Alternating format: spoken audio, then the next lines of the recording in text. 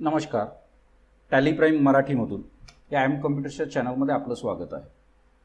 आज आपण tally प्राईममधील bank reconciliation ही संकल्पना पाहणार आहोत. त्यासाठी आपण एक कंपनी क्रिएट केलेली आहे, नेटवर्क इन्फो सोल्युशन्स. आणि यामध्ये आपल्याला काय करायचं आहे, एक्झाम्पल पहिल्यांदा आपण पाहूया. नेटवर्क इन्फो सोल्युशन्स नावाची कंपनी आहे. या कंपनीच्या दोन बँकेमध्ये करंट अकाउंट्स आहेत. एक आहे HDFC बँकेमध्ये, त्याचे डिटेल्स आपल्याला इथे दिलेले आहेत. दुसरं IDFC बँकेमध्ये त्याचं अकाउंट आहे. दोन अकाउंट्स आहेत, त्याचं ओपनिंग बॅलन्सेस आणि चेकबुकचे डिटेल्स सुद्धा आपल्याला इथे दिलेले आहेत. बँक रिकन्सिलेशन ही अत्यंत महत्त्वाची कन्सेप्ट आहे. मोठमोठ्या कंपनीजमध्ये, गव्हर्नमेंट ऑफिसेसमध्ये, नगरपालिका असेल, महानगरपालिका असेल, विद्यापीठ असेल, बँका असतील, पतसंस्था असतील आणि मोठमोठ्या कंपनीजमध्ये बँक रिकन्सिलेशन ही अत्यंत महत्त्वाची कन्सेप्ट मानली जाते. बँकेचं स्टेटमेंट आणि आपण केलेलं अकाउंट ह्या दोन्ही गोष्टींचा ताळेबंद मांडणं किंवा त्या दोन्ही गोष्टी टॅली करणं या कन्सेप्टला बँक रिकन्सिलेशन असं म्हटलं जातं. दर महिन्याला मोठ्या कंपनीमध्ये दर महिन्याला, काही ठिकाणी दर 15 दिवसाला बँक रिकन्सिलेशन केलं जातं. आणि बँकेमध्ये कुठली जमेची एंट्री झालेली नाही किंवा नावेची एंट्री झालेली नाही, कुठले क्रेडिट व्हायचं राहिलेलं आहे, कुठलं डेबिट व्हायचं राहिलेलं आहे, हे शोधून काढावं लागतं. आणि ऑडिटेड कंपनी असेल तर ऑडिटर कंपल्सरी ऑडिट रिपोर्ट बरोबर आपल्याला बँक रिकन्सिलेशन स्टेटमेंट सबमिट करावं लागतं. ही कन्सेप्ट नेमकी काय आहे आणि टॅलीमध्ये आपल्याला कसं करता येईल हे आपण पाहूया. तर त्याच्यासाठी आपल्याला पहिल्यांदा हे दोन अकाउंट्स ओपन करावे लागतील आणि त्यानंतर इथे एंट्रीज दिलेल्या आहेत. आणि एंट्रीजमध्ये प्रत्येक एंट्रीच्या तिथे नंतर की हा जो चेक आहे, आता 2 जुलै 2019ला company received a bank of Baroda cheque of 54,000 from VRL system. VRL या कंपनीकडून 54,000चा त्यांना एक चेक मिळालेला आहे, चेक नंबर दिलेला आहे आणि हा HDFC बँकेत भरला आहे.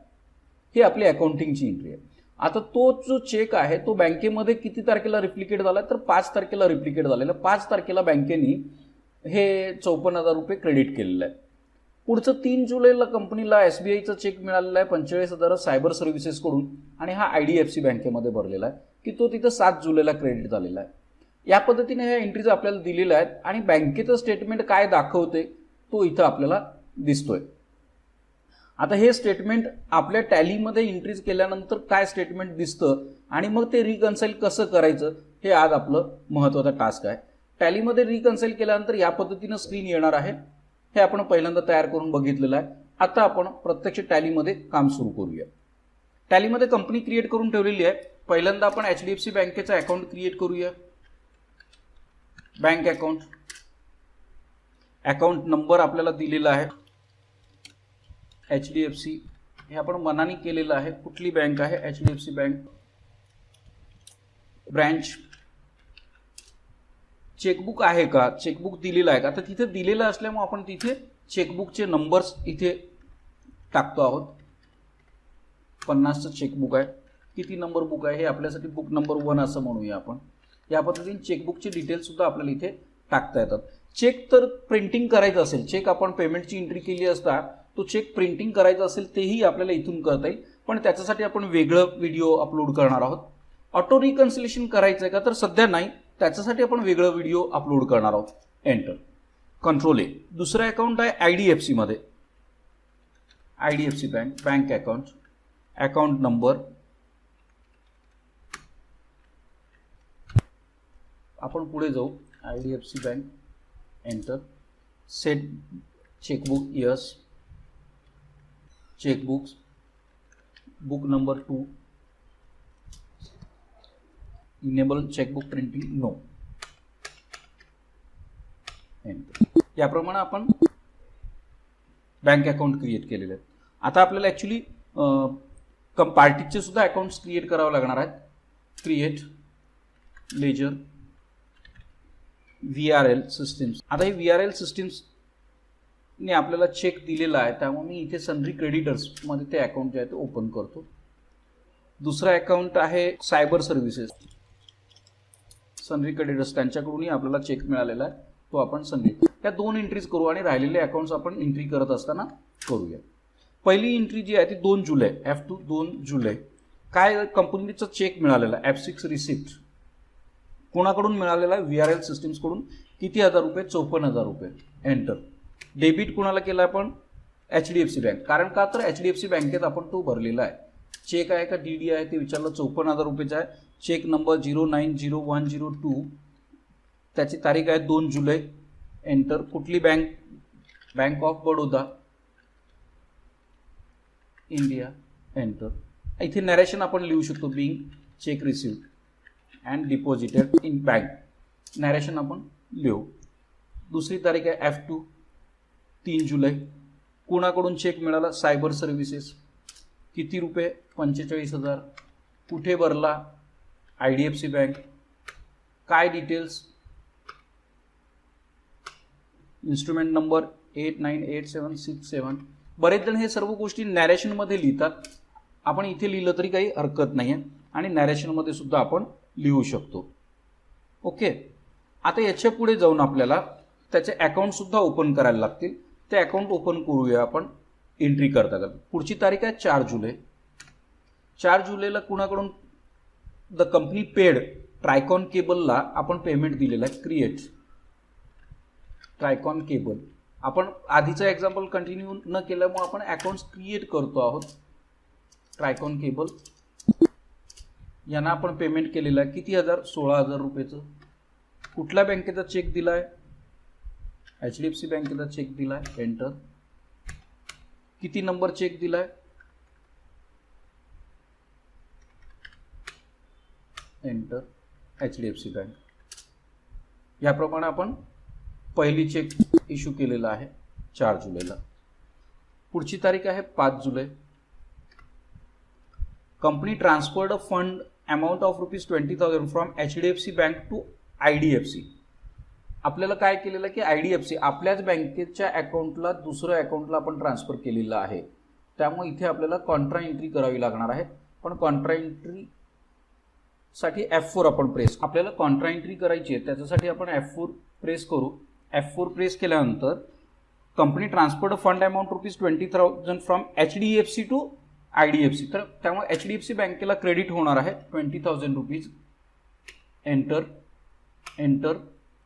आपल्याला आता काय आपण केलेलं? चेकच्या ऐवजी ई फंड ट्रान्सफर असं घ्यायला लागेल. 20,000. अकाउंट नंबर डिटेल्स आपल्याला टाकावे लागतील. इथे मी आता टाकत नाही आहे. IDFC बँक एवढंच घेतो आहे. आपण डिटेल्स टाकू शकतो. एंटर. कुठे ट्रान्सफर केले? IDFC bank. E fund transfer control आहे. इथे आपण being amount transferred by NEFT असं नॅरेशन लिहू. एंटर. 5 जुलैला आपण NEFTच्या माध्यमातून पैसे ट्रान्सफर केलेले आहेत. F2 किती तारीख? 6 जुलै. परत contract cash withdrawn from HDFC bank. HDFC बँकेतून आपण कॅश विड्रॉ केलेला आहे. पुन्हा HDFC बँक क्रेडिट होणार आहे 12,000 रुपये. चेक. आता चेक नंबर रेंज तुम्हाला तिथे वरती माहितीसाठी म्हणून आलेली आहे. तर 2 number. Enter. Cash account. Being cash withdrawn. Cash account debit होणार आहे फ्रॉम बँक. आपण ATM मधून जरी पैसे काढले असतील तरी या पद्धतीने एंट्री होणार. तारीख बदलण्यासाठी F2. Enter. Company paid salary. आता आपल्याला अकाउंट क्रिएट करायला लागेल. Create salary expenses. Expenses indirect. Control A. पेमेंटसाठी F5. सॅलरी एक्सपेन्सेस किती रुपये? 8,000 रुपये. HDFC bank. Enter. Cheque number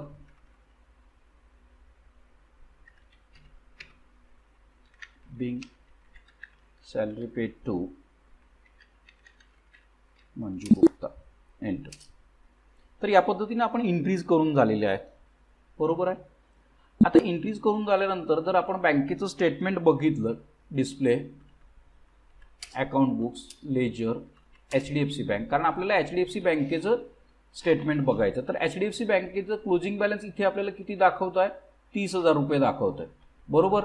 पण आपल्याला जे स्टेटमेंट आलेलं आहे त्या स्टेटमेंटमध्ये किती दाखवते? 1,18,000 रुपये दाखवते. आता हे आपलं बरोबर आहे का चूक आहे हे आपल्याला चेक करायचं आहे. तर ह्या HDFC बँकेच्या स्टेटमेंट प्रमाणे आपण आपल्या अकाउंटिंग एंट्रीजमध्ये रिकन्सिलेशनला जाऊया. रिकन्सिलेशनसाठी जाऊ. रिकन्सिलेशनसाठी इथे रिकन्साईल हा बटन आलेला आहे. पूर्वी F5 शॉर्टकट की होती, आता आपल्याला रिकन्साईल आलेला आहे. आता याच्यात एक पहिलीच चूक काय आहे की आपण ओपनिंग बॅलन्सेस दिलेले नाहीत. ओपनिंग बॅलन्स आपण इथे जर बघितलं 1,20,000 आहे, तो नाही आहे. त्यामुळे आपल्याला ओपनिंग बॅलन्स द्यावा लागेल. आपण डायरेक्ट गो टू मध्ये जाऊ शकतो. Control G, alter master, HDFC bank. HDFC बँकेचं ओपनिंग बॅलन्स आपण दिलेलं नाही आहे, तो ओपनिंग बॅलन्स पहिल्यांदा देऊया, जो अकाउंट ओपन करताना आपल्याला द्यायचा होता. तसंच IDFC बँकेचं सुद्धा आपण ओपनिंग बॅलन्स दिलेला नाही आहे, 90,000 रुपये. तो आपल्याला ओपनिंग बॅलन्स इथे द्यायचा आहे, 90,000 रुपये डेबिट्स. Control A. म्हणजे पहिल्यांदा आपण समजा ओपनिंग बॅलन्स द्यायचं राहिलं असू तर काय करणार आहोत ते आपण बघितलं. Account books, HDFC bank, reconcile button आपल्याला दिसते. आता आपला बॅलन्स 1,18,000 स्टेटमेंटमध्ये दाखवतो आहे. इथे ओपनिंग बॅलन्स आपण टॅली केलं स्टेटमेंट प्रमाणे. हे जे स्टेटमेंट आहे या स्टेटमेंट प्रमाणे 1,20,000 ओपनिंग बॅलन्स ओके. बाकीचे आता एंट्रीज आपल्याला चेक करायचे आहेत.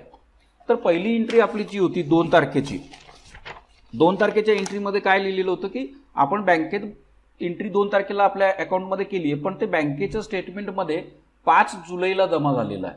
त्यामुळे आपण या VRL सिस्टीम्सचं एंट्री जी आहे ती 5 जुलै टाकलं. ट्रायकॉनचं आपण पैसे भरले होते, ते ट्रायकॉनचे पैसे भरलेले सुद्धा जे आहेत ते IDFC बँकेचा चेक आहे मला वाटतं, त्यामुळे तो IDFC बँकेत जाईल. तिसरी एंट्री जी आहे 4 जुलैची HDFC बँकेची आहे, ट्रायकॉन केबलला आपण पेमेंट दिलेल्याची, ती एंट्री 7 जुलैला रिप्लिकेट झालेली आहे. ट्रायकॉनची 7 जुलैला रिप्लिकेट झाली म्हणून मी इथे 7 जुलै टाकलं. त्यानंतर NEFT आपण केलेला आहे, ते सेम डे ट्रान्सफर होतं, त्यामुळे 5 जुलै आपण जे आहे ते इथं तारीख देणार आहोत. कॅश आपण विड्रॉ केली आहे त्याची सुद्धा 6 जुलै सेम डेट आहे. आणि सॅलरी जी आपण दिलेली आहे ती 11 जुलैला क्रेडिट झालेली आहे. आपण 7 जुलैला जी सॅलरीचा चेक दिलेला आहे तो 11 जुलैला आलेला आहे. तर आता 11 जुलै जर आपण केलं तर हे सर्व काही टॅली झालं का? आपलं हे रिकन्साईल झालेलं नाहीये. रिकन्साईल झालेलं नाही इन द सेन्स आपलं बॅलन्स स्टेटमेंट प्रमाणे आलं आहे का? तर आपलं स्टेटमेंट प्रमाणे स्टेटमेंटला 1,18,000 बॅलन्स हवं आहे, मात्र आपलं 1,50,000 रुपये बॅलन्स आलेलं आहे. म्हणजे अजूनही आपलं कुठेतरी चुकलेलं आहे. तर या सगळ्या याच्यातली महत्वाची एंट्री जी आपण तारखा इथं दिल्या, पण ही 16,000ची जी एंट्री आहे ट्रायकॉन केबलची जर एंट्री आपण पाहिली ती पेमेंटची एंट्री आहे, पण ती आपल्या इथे रिसिप्टमध्ये पडलेली आहे. ती पेमेंटची एंट्री आहे आणि ती आपल्याला रिसिप्टमध्ये पडलेली आहे. त्यामुळे आपण त्यातली एंट्री आपण वजा करू, कंट्रोल A करू पहिल्यांदा आणि ती रिसिप्टची एंट्री पेमेंटमध्ये कन्वर्ट करूया. पेमेंटमध्ये कन्वर्ट केली, कंट्रोल A केलं म्हणजे मी चूक शोधून काढली. पुन्हा रिकन्साईलला आलो आणि पुन्हा रिकन्साईलला आल्यानंतर इथे जर हे बॅलन्स आहे हा किती तारखेला झालेला रिकन्साईल 7 जुलैला, तर आपला बॅलन्स 1,18,000 रुपये येतो आहे. आता रिकन्साईलला जर आपण गेलं तर balance as per company book 1,18,000 आहे आणि आपल्या हातामध्ये जे स्टेटमेंट आहे त्या स्टेटमेंटमध्ये सुद्धा बॅलन्स 1,18,000 रुपये आहे. म्हणजे आपलं बॅलन्स हा टॅली झालेला आहे. ओके. आता याच्यामध्ये आपल्याला अजूनही कॉन्फिगर करून पूर्ण स्टेटमेंट परत पाहायचं असेल तरी आपण पाहू शकतो. पण आता आपलं हे टॅली झालेलं आहे. बॅलन्स ॲज पर बुक 1,18,000 आणि ॲज पर स्टेटमेंट 1,18,000. तर या पद्धतीने आपला हा स्टेटमेंट टॅली झालेला आहे. तर कंपल्सरी आपल्याला या पद्धतीनं बँक रिकन्सिलेशन करणं आणि बँकेच्या स्टेटमेंटमध्ये एंट्रीज करताना काही चुका झाल्या असतील तर ते शोधून काढणं, यासाठी बँक रिकन्सिलेशन अत्यंत गरजेचं आहे. लाईक करा, सबस्क्राईब करा आणि शेअरही करायला विसरू नका. धन्यवाद.